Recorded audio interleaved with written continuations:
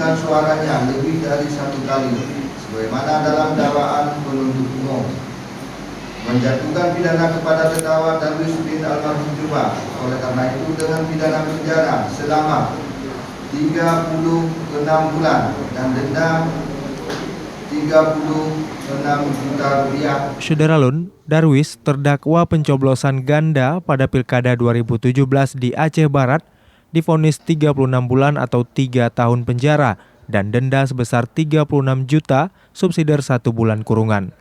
Vonis itu dibacakan Majelis Hakim Pengadilan Negeri Melabuh dalam sidang penutup Senin 13 Maret 2017.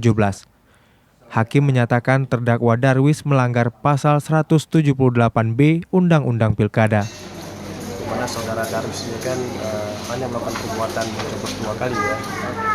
Jadi kami dari penasihat hukum merasa putusan itu belum memenuhi rasa keadilan, sehingga kemungkinan akan melakukan upaya hukum lebih lanjut, tentunya setelah berkonsultasi dengan terdakwa.